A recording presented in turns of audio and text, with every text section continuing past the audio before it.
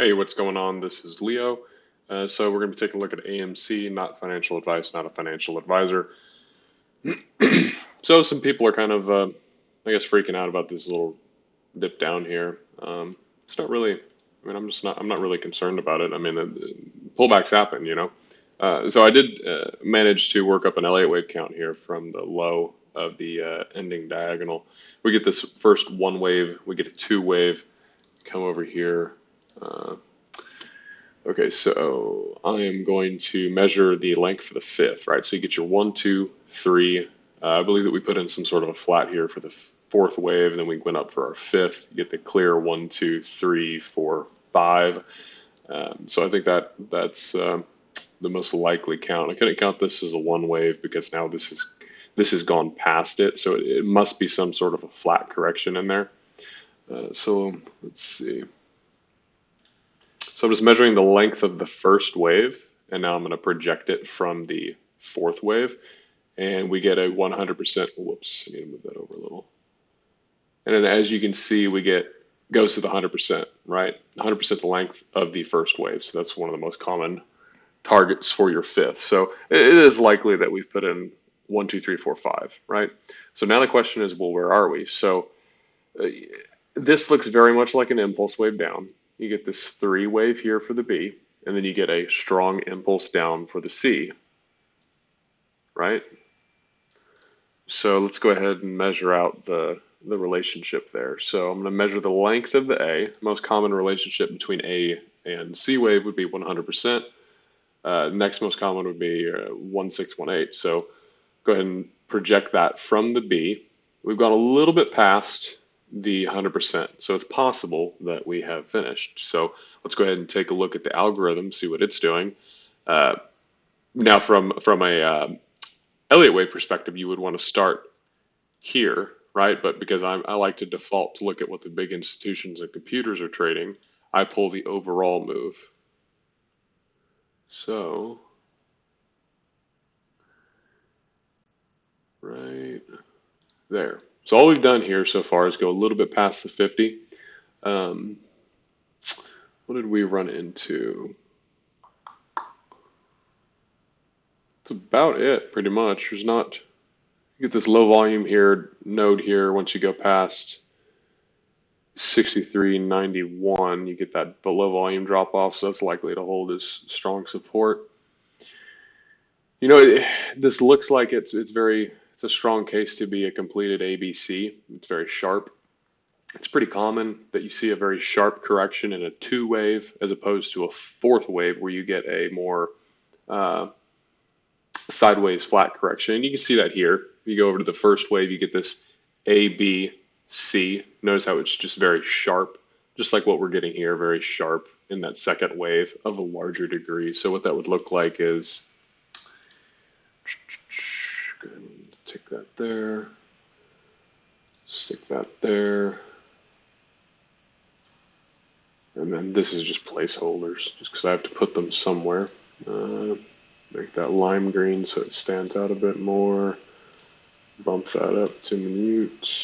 And there we have it. So you can see the structure of 1, 2. You get that sharp zigzag, A, B, C. For the second wave, you get the same thing over here. Get that move up, you get that sharp A, B, C for the second wave, and then it continues. So, you know, most likely, your second wave is going to end between the 50 and the 618. So we're in that area. I'm not really concerned, to be honest. You know, if we start going down and we get below 32, that's when I would start getting a little bit more concerned, and I have to reevaluate the count, figure out what's going on. But I mean, right now it's nothing to really worry about. This is just how the price action moves. Just because it's a sharp wave doesn't necessarily mean that all hope is lost and that it's failing. I mean, this is a sharp correction and a second wave is very common. I mean, that's what's to be expected. And then you get a slow sideways correction in the 4, which you can see here. We get this, you get a rip down, rip up, comes down a little bit, and then we continue on with the trend. You get, so that's a sideways correction as opposed to just a straight rip down that we're having. So pretty much it. If we go out to the bigger picture, you know, we have some sort of an algorithm buying here It's been a little while since I looked at that one specifically, but let's see if we can find it. I want to say that it was an extension of this one. Yeah, that looks about right. So we pulled one here, right? They bought, I believe it was the 50 here. And so because they ran so hard, the computers would be using the high right here to pull it. So that's why they're buying there. So what you really got is you have a larger algorithm that has bought this 50, and then we had to move off of it, and now it's bought this one, right? So I mean that's really all we're looking at. We can look at the opposing measure move, and that's whenever I say algos measure moves, I'm using those terms interchangeably. Uh, so opposing would be the sell side. So on TradingView, for some reason, it's showing 73.14 as being the all-time high. That's not true because in the after hours, it did go up to 77 and 30 cents. So that's why I'm going to be pulling from that. Where is it? 77.35, close enough. So we ran into the opposing golden zone, the 618. So, that's why we've had such a hard rip down. Doesn't necessarily mean that they get their target there at the negative 236. I don't see any indication we're going to $23. Sure, it's possible, but I'm not really concerned about that. I think that this count is much more likely where we put in a 1, 2, and now we're going to put in a third. So just to kind of give you all something, give you an idea of what to look for here. I'm going to go ahead and project out for the third, see where that's going to be ending. All right, so now technically, from an Elliott wave perspective, you're going to pull from here, right? I'm not going to pull from here because I'm measuring the waves, right? I've used the algorithm, I use the absolute low because that's what computers look at. But so now I'm putting on my Elliott wave hat and I'm going to be measuring the overall move, right? So I'm pulling from the origin of the first wave all the way up through the fifth, right? So measuring the length of the first wave down to the second. I don't know whether we've ended there. We might come down here, but this is just to give you an idea of where we'd be going. So now the third wave we would be looking at is the 1618, which would put us up at 75.64. So that's the next move I would be looking for.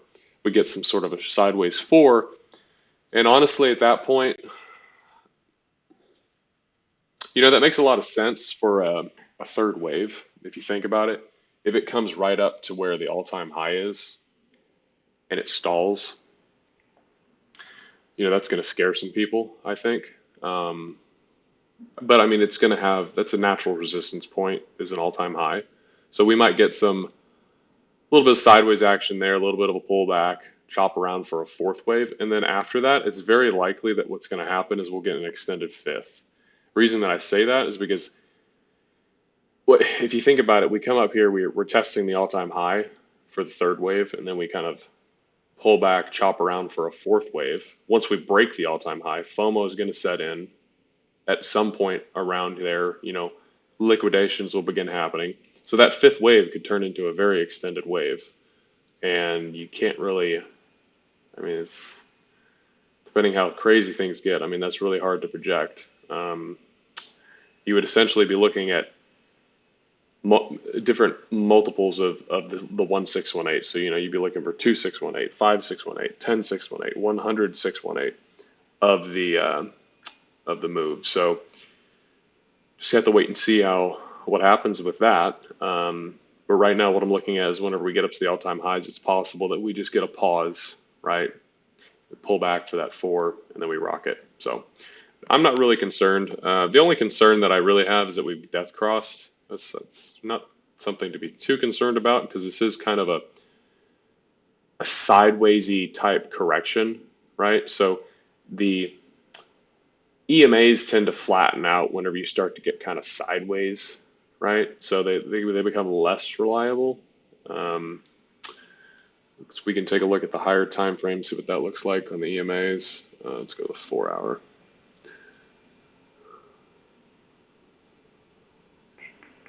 So 4 hour, we're just below the 200 EMA, but again, I mean, they're kind of running flat there. So, I mean, at this point, I'm not paying a whole lot of weight on those EMAs. Whenever they start getting flat like that, it's just nothing I'm interested in paying attention to at that point. So that pretty much wraps up what I'm looking at. If anything crazy happens, I'll update y'all. If you have any questions, drop it in the comments below, and I'll talk to y'all soon.